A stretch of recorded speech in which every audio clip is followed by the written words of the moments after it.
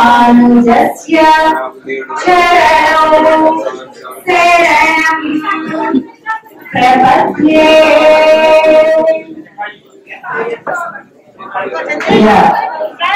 భగవద్బంధువులారా, శ్రీ స్వామివారి దివ్య చరణారవిందములకు స్వరూప అనురూపగా సాష్టాంగ నమస్కారాలు సమర్పణ చేస్తూ చిరుకూరు అనేటటువంటి ఒక దివ్య దేశాన్ని, స్వామివారి వైభవాన్ని ఈ సంసారంలో పడిపోట్టుకుంటూ బాబోయ్ ఎలాగా అని తలపట్టుకు కూర్చునే మనకోటి సామాన్యులందరికీ కూడా ఇదిగో ఈ స్వామివారిని ఆశ్రయించండి అని అంటూ దిశానిర్దేశం చేసి, గురువు చేసే పని అదే కదా. భగవంతుడు ఎప్పుడు ఉంటాడు, జీవుడు ఎప్పుడు ఉంటాడు.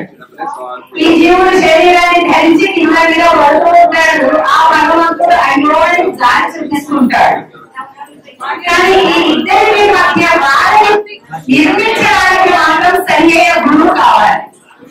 అలాగా మన శ్రీమాన్ సౌందరరాజన్ స్వామి అలాగే వారి ఆశయాలకు అనుగుణంగా, వారి సంకల్ప సిద్ధికి ప్రతిరూపంగా శిష్యుడు కానీ పుత్రుడు కానీ అన్నట్లుగా శ్రీమాన్ రంగరాజన్ స్వామి ఎంతమందికి సాధ్యం చెప్పండి?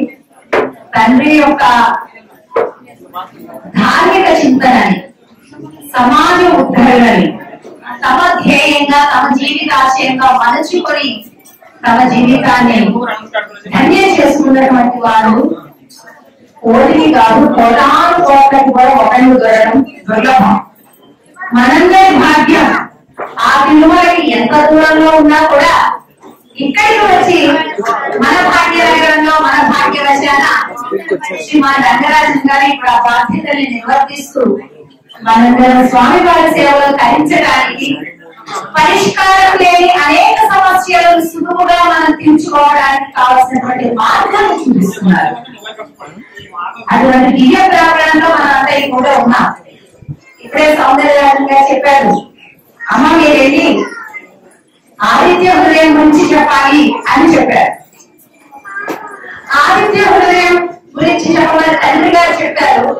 ప్రదక్షిణ ఎందుకు చేస్తున్నామో చెప్పమని కొడుకు గారు చెప్పారు. మరి ఆత్మవాయ పుత్ర ఆసీత్ అన్నట్లుగా తండ్రి కొడుకుల ఇద్దరి మాటల్ని వినాల్సిన బాధ్యత నా మీద ఉంది. మొట్టమొదటిగా ఆదిత్య హృదయం గురించి క్లుప్తంగా మనం కొద్దిగా పరిచయం చెప్పుకుందాం. ఇక్కడ ప్రదక్షిణ చేస్తున్నటువంటి వాళ్ళు చాలా మందికి ఆదిత్య హృదయం అనేటటువంటి పేరు తెలిసే ఉంటుంది. ఆదిత్యుడు అంటే ఎవరు? ఆదిత్యుడు అంటే ఎవరు? ఆదిత్యుడు అంటే ఎవరు? సూర్యనారాయణుడు, సూర్య భగవానుడు. కొంతమంది అంటుంటారండి, మాకు వెంకటేశ్వర స్వామి తప్ప మరో దైవంకి నమస్కరించాలని కానీ వెళ్ళాలని కానీ పెద్ద మనసు ఉండదండి, ఆయన ఒక్కసారి ఆయనే మా బాస్ అంటుంటారు కొంతమంది. మరికొంతమంది అంటుంటారు, మాకు శివుడు ఒకటి చాలండి, నాకు ఆయన మీదే గురండి అంటుంటారు మరికొందరు. ఇంకొంతమంది అంటారు మాకు అయ్యప్ప చాలండి అంటారు. మరికొంతమంది అంటారు మాకు దుర్గామ్మ ఒకటి చాలండి అని అంటుంటారు. ఇలా ఒక్కొక్కరు ఒక్కొక్క దైవాన్ని ప్రీతితో ధ్యానిస్తూ ఉంటారు. కానీ ఎవరైనా కూడా ఏ సంప్రదాయానికి చెందిన వాళ్ళైనా మాకు సూర్యుడు అక్కర్లేదండి అని అనగలరా ఎవరైనా?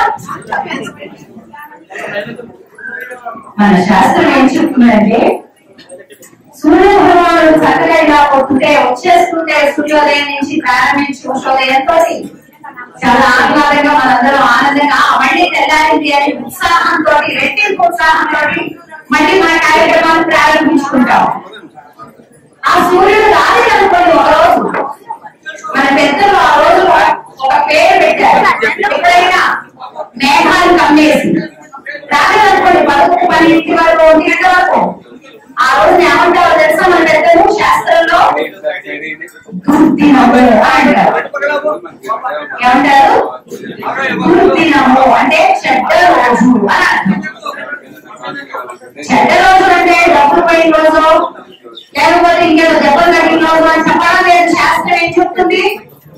సూర్య భగవానుడు ఏ రోజు కనిపించకపోతే ఆ రోజు పేరు దుర్దినము అని చెప్తున్నాం. అంటే చూడండి అది ఎంత చెడు. కనుక ఆదిత్యుడిని మనం ప్రార్థించాలి అంటే ఏం చేయాలి? ఆయన వచ్చే సమయానికల్లా మనం లేచి శుభ్రంగా స్నానం చేసి ఉండాలి. అవునా? సూర్య భగవానుడు వస్తున్నాడు అని సప్తాశ్వరమార్గ్యం 7 గుర్రములను పేర్చినటువంటి ఒక రథం పైన ప్రచండమైనటువంటి కాంతులతోటి వస్తున్నాడు శరవేగంతో. అనూరుడు అనేటటువంటి సారథితో వస్తున్నాడు. ఎవరి కోసం వస్తున్నాడంటే ఆయనకి ఎవరి బిజినెస్ ఉన్నాయా? మన కోసం. మన ఆహారం తినాలి అంటే, ధాన్యం కావాలి అంటే సూర్యుడు రావాలి. సూర్య భగవానుడు ఉండడం చేతనే, రావడం చేతనే కోటాను కోట్ల విషజీవులు పాతాళ లోకాల నుండి పైకి రావుతా ఉంటున్నాయి. ఆయన ఒక వారం రోజులు ఆగమనండి, మనకి ఎక్కడి నుంచో రాదు. భూమి కింద నుంచి అనేకమైనటువంటి విష సర్పాలు, విష క్రిములన్నీ కూడా ప్రారంభమవుతాయి. అస్తవ్యస్తం అవుతుంది, అల్లకల్లం అయిపోతుంది. అనువాములు వేరే వేరే అక్కర్లేదు మనం పోవడానికి. ప్రపంచం మొత్తం చిటికలో మధుమానం అయిపోయి భస్మీకరణం కావడానికి పెద్దగా ఏం చేయక్కర్లేదు. ఆయన రాకపోతే దాని అదే కనుక ఆయన సాక్షాత్తు భగవానుడు అంటారు. విగ్రహ రూపంలో ఉంటాడు పరమాత్మ, మనలో ఆత్మలో అంతర్యామిగా ఉంటాడు పరమాత్మ. ఇలా అనేక రూపాల్లో ఉంటాడు. ఒకరు దీన్ని నమ్మచ్చు, మరొకరు నమ్మకపోవచ్చు. కానీ పైన ఉన్నాడే ఆదిత్యుడు, నమ్మి తీరాల్సిందే. అటువంటి ప్రత్యక్ష నారాయణుడు పరమాత్మ ఆదిత్యుడు. కనుక ఆ ఆదిత్యుడు మనకి ఏమిస్తాడేంటి అని అంటే, పరమాత్మ యొక్క సృష్టిలో ఒక్కొక్కరికి ఒక్కొక్క పోర్ట్ఫోలియో ఉంది. నువ్వు ఈ డిపార్ట్మెంట్ అని ఒక్కొక్కరు ఒక్కొక్క డిపార్ట్మెంట్ చూస్తారు. అలా సూర్య భగవానుడు ఏం చూస్తాడు అంటే హెల్త్ డిపార్ట్మెంట్, ఆరోగ్యం. మీకు ఈవేళ ఒక రహస్యం చెప్తాను. రహస్యం అంటే తెలుసు కదా, మనం ఇంకెవరికి చెప్పకూడదు, ఇది మనకే సీక్రెట్. ఇది చిరుమూరు ప్రాణాపాత రహస్యం. ఆరోగ్యం కావాలి అంటే మీరు 90 రోజుల పాటుగా, అది ఎటువంటి పెద్ద వ్యాధి కానివ్వండి, జలుబు దగ్గర నుంచి ప్రారంభించి ఒబేసిటీ దగ్గర నుంచి కొనసాగించి అతి తీవ్రమైనటువంటి లాస్ట్ స్టేజ్ లో ఉండే క్యాన్సర్ లాంటి మహమ్మారుల వైపు కూడా, అది ఎటువంటి వ్యాధి అయినా కూడా నశించిపోవాలి అంటే 90 రోజుల పాటుగా సూర్యోదయం కంటే ముందు స్నానం చేసి ఆ సూర్య భగవానుడికి అర్ఘ్యం అంటే కొద్దిగా తీర్థాన్ని చేతిలో తీసుకొని ఆయన సమర్పించండి. ఆయనకి జలాన్ని సమర్పిస్తే చాలా ఇష్టం అంట, మంచినీళ్ళు ఇవ్వడం అన్నమాట. మన ఇంటికి వచ్చిన వాళ్ళకి ముందు ఆతిథ్యంగా ఏమి ఇస్తాం మనం? మంచినీళ్ళు ఇస్తాం. మరి మన లోకానికి మన కోసం వస్తున్నటువంటి స్వామికి సూర్య నారాయణుడికి ఏమి ఇవ్వాలి? అర్ఘ్యం ఇవ్వాలి. అంటే రోజులోకి కొద్దిగా తీర్థం తీసుకొని ఉదయించే సూర్యుడికి సమర్పించండి. భక్తితో 2 చేతులు కలిపి జోడించి నమస్కరించండి సూర్య భగవానికి. ఎప్పటికల్లా సూర్యోదయం కదా 6:15 నుంచి 6:30 వరకు ఉంటుంది ఇంచుమించుగా సూర్యోదయం వేళ. 6 నుంచి 6:30 అనుకోండి. ఇప్పుడు చూస్తే ఏ రోజు సూర్యోదయం టైం ఏంటనేది అందరికీ తెలిసిపోతుంది. పర్ఫెక్ట్ గా సూర్యోదయం వేళ కన్నా స్నానం ఆచరించి సూర్య భగవానుడికి నమస్కరిస్తే మీరు హాస్పిటల్ చుట్టూ తిరగడం, డాక్టర్ అపాయింట్మెంట్ తీసుకోవడం, వేలకు వేలు కష్టపడి సంపాదించిన సొమ్మంతా అక్కడ పోవడం, ఇవన్నీ కూడా మారిపోతాయి. విశ్వసించండి, ఆచరించండి. మనకి వారాలలో మొదటి వారం ఏంటండి? వారాలలో మొదటి వారం ఏంటి? చూసారా? భారతీయులేమో ఆదివారం అంటున్నారు, పాశ్చాత్యులేమో సోమవారం అంటున్నారు.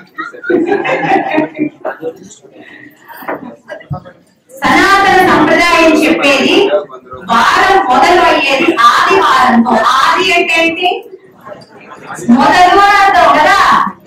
ఆదివారమే ఆదిత్యవారం, అంటే సూర్య భగవానుడి యొక్క రోజు అన్నమాట.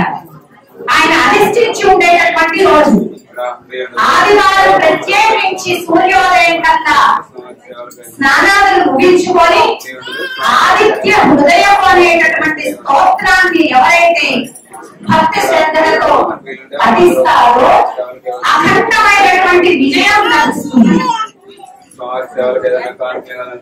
ఆకాశానికి పోటీ ఆకాశం ఎక్కువట్లేదు. అలాగే రామ రావణ యుద్ధానికి పోటీ మరొకటి లేదు. రామ రావణ యుద్ధాన్ని మించిన భీకరమైన యుద్ధం మరొకటి లేదు. ఎక్కడైనా సామ్యం ఉందా రావణాసురుడికి రాముడికి? అసలు అన్ని లోకాలని కూడా తన గుప్పెట్లో పెట్టుకున్నటువంటి వాడు రావణాసురుడు. కాలి నెలకున్న నార వస్త్రాలు పట్టుకొని కోతుల్ని వెంట పెట్టుకొని ఉన్నవాడు రామచంద్రుడు. వీళ్ళకి యుద్ధం ఏంటంటే అసలు అయినా కూడా శ్రీరామచంద్రుడు గెలిచారు. ఎలా అంటే అగస్త్య మహర్షి శ్రీరామచంద్రుడు వారికి ఆదిత్య హృదయాన్ని బోధించారు. మీరు ఈవేళ యూట్యూబ్ లో లేకపోతే ఇంకెక్కడైనా కూడా ఆదిత్య హృదయం అని టైప్ చేస్తే చక్కగా వస్తుంది. ఆ టెక్స్ట్ ప్రింట్ చేసుకోండి, యూట్యూబ్ లో వినండి, చక్కగా నేర్చుకోండి. తప్పనిసరిగా ఆదివారం ప్రతిరోజు చదివితే సర్వమంగళకరం. మీరు ఏ పని చేపట్టినా కూడా విజయం తథ్యం. ఎందుకు? అగస్త్య మహర్షి రామచంద్రుడు వారికి ఉపదేశించారు. సాక్షాత్తు భగవానుడే కావాలి అని ఉపదేశంగా స్వీకరించినటువంటి స్తోత్రం ఆదిత్య హృదయ స్తోత్రం. దాన్ని ఉపదేశించి రామా, దీనిని ఎవరైతే పఠిస్తారో అనుకున్న సంకల్పాలు అన్ని సక్రమంగా నెరవేరుతాయి అని చెప్పారు అగస్త్యుల వారు. కనుక ఆనాడు రాముడే కానీ ఈనాడు మనమే కానీ ఆదిత్య హృదయాన్ని పఠించాలి. ఇక ఆదివారం పఠించాలా ఆదిత్య హృదయం? దాని శక్తి నేను మాటల్లో చెప్పలేదు. అంత శక్తివంతమైనటువంటి ఫలితాలను ఇస్తుంది. ఆదివారం తప్పనిసరిగా పాటించాలి. ఏంటంటే ఆరోగ్యకరమైన విషయాలు. అనేక దేశాల వాళ్ళు మన మీద దండెత్తి ఆదివారాన్ని సెలవు దినంగా ప్రకటించి ఆ రోజు ఆలస్యంగా చేస్తారు, ఆ రోజు తినకూడని తింటారు, ఆ రోజు తాగకూడని తాగుతారు. అలాంటి వీకెండ్ అంటారు. వీకెండ్ కాదంటే అది వీక్ స్టార్ట్. మన దగ్గర ప్రార్థనలు వీకెండ్ కాదు అన్ని ఆదివారం తీసేశారు. వాళ్ళు పెట్టుకున్నారు ఆదివారం. వాళ్ళందరూ వాళ్ళ మతానికి సంబంధించినటువంటి ప్రార్థనా మందిరానికి ఏ రోజు వెళ్తారు? ఏ రోజు వెళ్తారు? అన్ని దేశాల్లో వాళ్ళు ఆదివారం వెళ్తారు. ఎందుకు? ఆదివారం చేసే ప్రార్థన అత్యంత శక్తివంతమైనది అని భారతీయుల యొక్క రహస్యం తొలగించి వెళ్ళిపోయారు. వాళ్ళు తొలగించేస్తారు. మనకు ఏమైంది? కనుక మనం మన సంస్కృతిని, మన ఆధ్యాత్మిక గ్రంథాలలో ఉండేటటువంటి రహస్య అర్థాలను కూడా పెద్దల ద్వారా తెలుసుకొని వాటిని మనం పాటించి లాభం పొందాలి.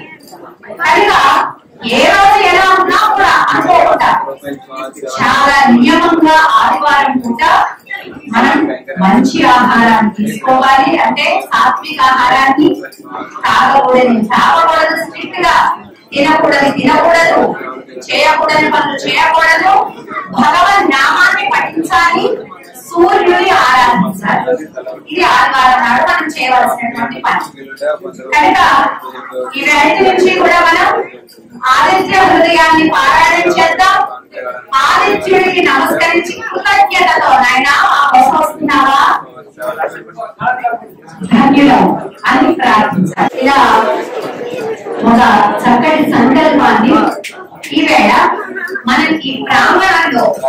స్వామి వారికి ప్రమాణం చేసి దాన్ని ఆచరణ చేసేటటువంటి ఒక శక్తిని ఇవ్వమని ప్రార్థిద్దాం. పరమాత్మ దగ్గరికి వెళ్ళేటప్పుడు ఎలా వెళ్ళారట? రెండు చేతులు జోడించారు. ఇలా నమస్కారం చేస్తారు కదా. అందరూ కూడా ఈ ప్రదక్షిణ చేసేటప్పుడు అంతా ఊరికే మొబైల్ లో SMS ఇచ్చుకోవడం అలాగా రెండు చేతులను జోడించి నమస్కరించి ప్రదక్షిణ చేయాలి. ఇదే దక్షిణ భగవంతుడికి మనం ఇచ్చేది. అవునా? వాస్తవానికి ఆ దక్షిణతో పాటు ఇంకా ఈ దక్షిణ ఆ దక్షిణ కూడా దక్షిణ అడుగుతుంటారు అందరూ. కానీ ఇది ప్రపంచం అంతా తెలిసిన నిజం. చిలుకూరు ఆలయంలో దక్షిణ ఇవ్వడానికి అంత గొప్పటి ఒక సంస్కృతి. ఇక్కడ దక్షిణ అంటే మనకి ఇవ్వాలని ఉంటుంది, కానీ మన ఏడాలో ఒప్పుకోరు. అయినా మనకి ఇవ్వాలనే ఉంటుంది. ఏం చేయాలప్పుడు? ప్రదక్షిణ ఇవ్వాలి. ఏమివ్వాలి? ప్రదక్షిణ. ప్రదక్షిణ కూడా ఒక దక్షిణే. కానీ ఈ ప్రదక్షిణ మనం భగవానుడికి సమర్పిస్తాం. ఇక్కడ నమస్కరిస్తూ ప్రదక్షిణ చేయాలి. దీనికి ఈ నమస్కార ముద్రకి శాస్త్రంలో ఒక పేరు. ఏంటది? అంజలి. అంజలి ముద్ర అంటారు. అంటే ఏంటి? అం అంటే పరమాత్మను, జడయతి అంటే ద్రవింపజేస్తుంది. పరమాత్మ యొక్క హృదయాన్ని ద్రవింపజేస్తున్నట్టు.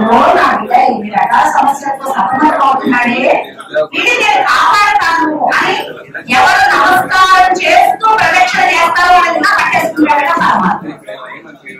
కాబట్టి చక్కగా ఈ హృదయస్థానం దగ్గర చేతుల్ని పెట్టి నమస్కారాలు చేస్తూ అంజలి ముద్రతోటి గోవింద నామాన్ని పలుకుతూ మనం ప్రదక్షిణ చేయాలి. ఇలా పరమాత్మకు దాసోహం చేస్తూ మేము దాసులను అని ప్రకటిస్తూ చేయడమే మనం చేయవలసినటువంటి ఇదేనా కైంకర్యాన్ని చేసుకునేటటువంటి ఒక అవకాశాన్ని ఇచ్చినటువంటి శ్రీమాన్ రంగరాజు గారికి, సౌందరరాజ స్వామి గారికి, శ్రీధర్ గారి శ్రీధర్ స్వామి గారికి, గోవింద స్వామి గారికి, గోపాలాచార్య స్వామి గారికి అందరికీ కూడా పేరు పేరున పెరుమాళ యొక్క దివ్య జనాలకు కూడా శాస్త్రాన్ని నమస్కారం చేస్తూ విరమిస్తున్నాను. అందరూ కూడా మనం ఇక్కడ విన్నటువంటి విషయాలని పాటించేటటువంటి శక్తి భగవంతుడు ఇవ్వమని ప్రార్థిస్తాం. అలాగే దాన్ని పాటిద్దాం. మీ యొక్క సంగీభావాన్ని తెలియజేయండి.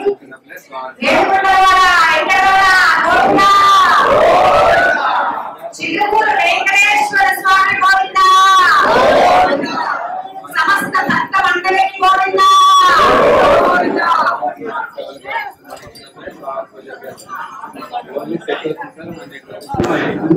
ఒకసారి మళ్ళీ బాగా గట్టిగా చెప్పండి.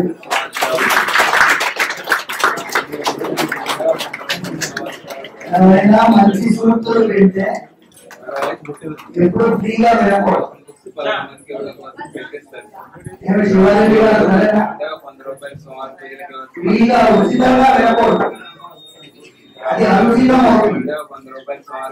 ఇంకా గట్టిగా వినండి.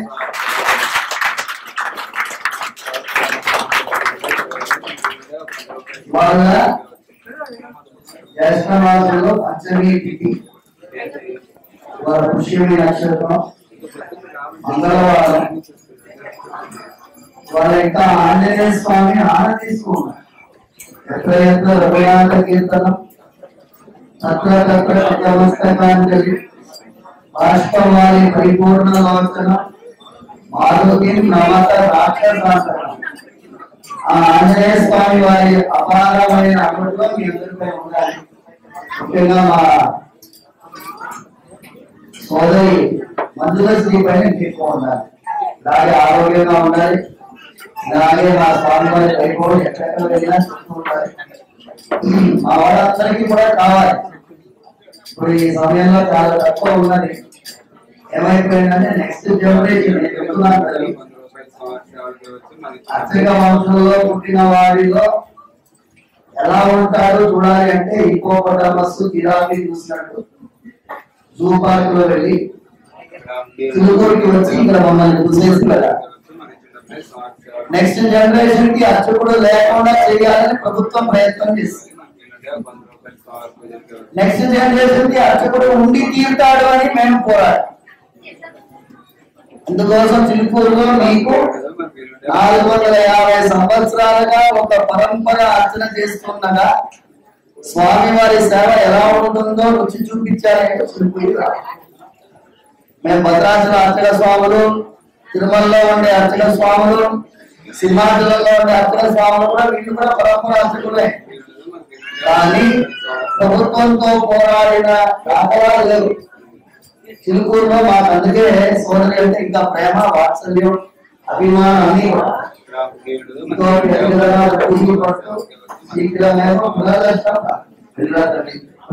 అవుతుంది. అప్పుడే వెళ్తానన్నారు తల్లి. చాలా కార్యక్రమాలు ఉంటాయి. చాలా సంతోషం. అన్ని మళ్ళీ రావాలి.